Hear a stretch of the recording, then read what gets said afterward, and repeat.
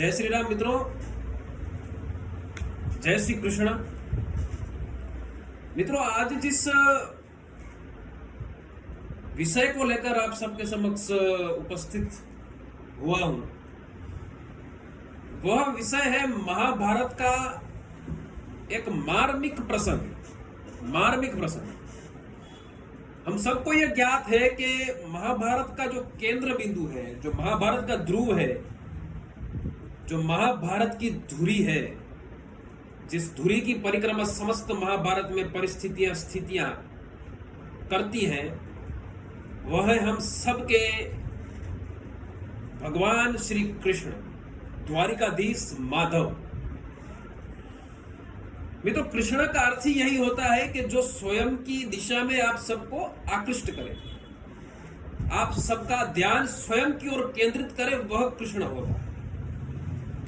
कृष्ण का अर्थ स्वयं की ओर ध्यान केंद्रित करना केवल व्यक्ति के रूप में नहीं, किंतु उस स्वभाव के स्वरूप में, उस व्यक्तित्व के प्रारूप में, जो अन्यों को स्वयं की ओर आकर्षित करे, वो कृष्ण है।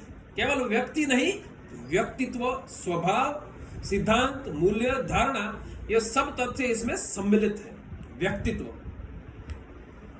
मित्रों, हम सबने महाभारत देखी है, किंतु उस महाभारत के में अगर हम अध्ययन करें उस समग्र महाभारत का, तो मेरे विचार में एक प्रसंग आता है। अध्ययन करें यद्यपि हम, तो एक प्रसंग है कि जब कुरुक्षेत्र, युद्ध क्षेत्र कुरुक्षेत्र में जब दोनों सेनाएं एकमेव के समक्ष विद्यमान थी, कौरव पक्ष था, पांडव पक्ष था, तब आप सबको कदाचित यह ज्ञात हुआ हो या ना हुआ हो, इससे मैं अनभिज्ञ हूं, किंतु मुझे एक विचार आया, मार्मिक विचार है, अध्ययन योग्य विचार है। क्योंकि कृष्ण केवल शब्दों से नहीं, स्वयं के आचरण से हमें दिशा प्रदान करते हैं, हमारा मार्गदर्शन करते हैं, हमारे जीवन का दिशा निर्देशन करते हैं। मित्रों, हम सबको ज्ञात है कि जब महाभारत का जो युद्ध था, वो जब प्रारंभ होता है, तो शंख फूंक के उस युद्ध का प्रारंभ होता है। और शंख सदैव, जो सेना है, उस सेना का सेनापति उस शंख की उद्घोषणा द्वारा, शंख की उद्घोषणा अर्थात युद्ध की उद्घोषणा द्वारा उस युद्ध को आगे बढ़ाता है, उस युद्ध का आरंभ करता है।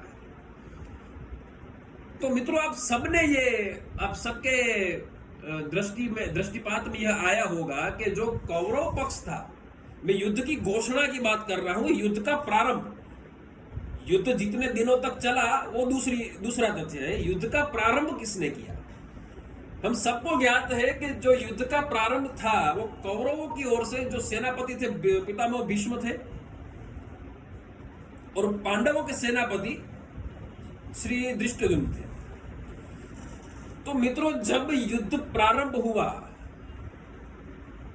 तब सैद्धांतिक रूप से, मूल्यों के रूप से, औपचारिक रूप से सेनापति है वो शंख की उद्घोषणा करेगा। ये सर्वविदित तथ्य है, पक्ष है। तो हम सबने देखा कि जब जो विरोध प्रतिपक्ष था, पांडवों का प्रतिपक्ष था, उस पक्ष से कौरवों के सेनापति थे पितामह भीष्म। उन्होंने युद्ध की उद्घोषणा की शंख की उद्घोषणा द्वारा। शंख प्रतीक है कि हम तैयार हैं, हम आश्वस्त हैं, हम युद्ध हेतु कार्यरत है, आश्वस्त है। किंतु क्या मित्रों, आपने यह सोचा कि प्रारंभ में पांडवों के पक्ष से युद्ध की उद्घोषणा, युद्ध का प्रारंभ किसने किया? अब सेनापति तो धृष्टद्युम्न थे, उन्हें ही करना चाहिए, औपचारिक रूप से तो, सैद्धांतिक रूप से तो, नीतिगत रूप से तो। किंतु मित्रों, उस पितामह भीष्म के शंख की घोषणा के विपरीत, घोषणा के प्रत्युत्तर में प्रभु श्री कृष्ण ने पंचजन्य से घोषणा की। इसका अर्थ क्या है? इसकी फलश्रुति क्या है? जीवन को यह कैसे उपयोगी है? यह मार्मिक प्रसंग है मित्रों। आचरण, स्वयं के आचरण द्वारा यह व्यक्ति तो सिद्ध करता है कि मैं क्या हूं, वाणी द्वारा नहीं। युद्ध जब तक नहीं हुआ था, तब तक जब पांडव भी आवेश में आकर कह रहे थे कि हम युद्ध हेतु प्रयत्नशील हैं, हम युद्ध करेंगे ही करेंगे, तब भी कृष्ण ने उन्हें कहा था शांति स्थापने का प्रयत्न कीजिए। अंत में वो स्वयं गए दुर्योधन के पास। पांडवों को कहा कृष्ण ने, मैं स्वयं जाऊंगा, वार्तालाप करूंगा, भेंट करूंगा दुर्योधन से, उसे इस बात से अवगत कराऊंगा, इस तथ्य से परिचित करवाने का प्रयत्न करूंगा कि युद्ध किसी के पक्ष में नहीं। उन्होंने दुर्योधन से यह भी कहा कि तुम हमें 5 गांव दे दो, हमें कुछ नहीं चाहिए। तब भी दुर्योधन नहीं माना। तब भी उसने कहा कि युद्ध अब होकर रहेगा, युद्ध अब अवश्यम भावी है। तब मित्रों कृष्ण ने कहा, जैसी आपकी इच्छा। उस मैदान में, उस रणभूमि में विद्यमान श्री कृष्ण द्वारा पंचजन्य संघ की घोषणा इस तथ्य का प्रतीक है, इस बात का प्रतीक है और इस परिस्थिति का प्रमाण है कि जब आपका प्रतिपक्ष आपके समस्त प्रयत्नों के पश्चात भी, आपकी समस्त चेष्टाओं के उपरांत भी अगर युद्ध हेतु उन्मादी है, तो उस युद्ध का आप सहर्ष, सस्मित एवं ससम्मान स्वीकार करें। अब उस युद्ध को उद्देश्य प्रदान करने का कर्तव्य, उस युद्ध को निर्णय तक गतिमान करने हेतु आप कटिबद्ध एवं प्रतिबद्ध होंगे, प्रतिपक्ष नहीं। आपने समस्त प्रयत्न कर लिए, प्रतिपक्ष नहीं माना, प्रतिपक्ष ने स्वयं के विचारधारा को परिवर्तित नहीं किया, तो अब आप उस युद्ध का स्वीकार करेंगे, नेतृत्व अब आप करेंगे, वो नहीं। यह कृष्ण से हमें सीख मिलती है। पंचजन्य की घोषणा इस तथ्य की उद्घोषणा है कि मैं शांति के समस्त प्रयत्न कर चुका हूं, किंतु अब जब युद्ध अवश्य भावी है तो उस युद्ध का नेतृत्व मैं करूंगा और सस्मित तुम्हारी चुनौती का मैं स्वीकार करता हूं। आगेवानी नेतृत्व इस युद्ध का मैं करूंगा। यह श्री कृष्ण है मित्रों, यह मार्मिक प्रसंग है। अगर आप इस महाभारत का अध्ययन करेंगे, मात्र देखेंगे नहीं, अध्ययन करेंगे, तो इतने बहुत सारे मार्मिक प्रसंगों से परिपूर्ण हमारी महाभारत है। हम युद्ध हेतु कदापि उन्मादी नहीं है, हम युद्ध के पक्ष में कहीं कभी भी नहीं है, किंतु अगर युद्ध हम पर थोपा गया, युद्ध अर्थात केवल शस्त्रों द्वारा युद्ध नहीं, युद्ध अर्थात प्रपंच जो हमारे विरुद्ध होते हैं, जो प्रपंचों का शिकार हमें बनाया जाता है, अगर वो हम पर थोपे गए तो उस युद्ध का नेतृत्व हम करेंगे, उस युद्ध को दिशा प्रदान भी हम करेंगे और उस युद्ध को गंतव्य स्थान तक गतिमान रखने का सेतु भी फिर हम ही होंगे।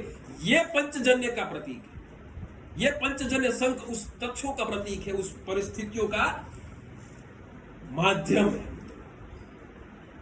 केवल वाणी से नहीं, आचरण से सिद्ध कीजिए कि हम आपके प्रत्येक प्रश्न का प्रत्युत्तर देने हेतु समर्थ है ना। वरना तो पितामह भीष्म के विरुद्ध श्री कृष्ण दृष्टिद्युम्न को करनी चाहिए उद्घोषणा, कृष्ण ने की, पंचजन्य की उद्घोषणा। आइए, अगर आपको यही करना है, हम तैयार हैं। समझिए बात को। आपके विरुद्ध जितने प्रपंच हो रहे हैं, आपके विरुद्ध आपको जिस जिस महत्वाकांक्षाओं एवं लालसाओं का शिकार बनाया जा रहा है, हमें नहीं चाहिए, हमें युद्ध नहीं करना है, हम कदापि इन परिस्थितियों के समर्थन में नहीं है। किंतु अगर आप थोपेंगे तो फिर नेतृत्व हम करेंगे। ये हमारे श्री कृष्ण हमें कह रहे हैं, ये प्रभाव है हमारे द्वारिकाधीश का। यही वो केवल नाम नहीं, यह व्यक्तित्व हमें अपनी ओर स्वयं की ओर आकर्षित करता है। इसलिए उन्हें हम कृष्ण कहते हैं। महाभारत का केंद्र नहीं, समग्र हमारे धर्म का केंद्र हमारे श्री कृष्ण। तो मित्रों, मुझे ऐसा लगा कि इस विषय को आप सबके समक्ष प्रस्तुत करना चाहिए। अन्य किसी और विषय पर आप सबके समक्ष उपस्थित रहूंगा। तब तक आप सबको जय श्री कृष्ण, जय द्वारिकाधीश।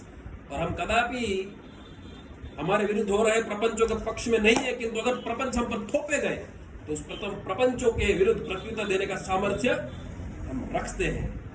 हम उस द्वारिकाधीश के हम अनुयायी है जो स्वयं के विरुद्ध हो रही परिस्थितियों का सहर्ष स्वीकार करते हैं। धन्यवाद।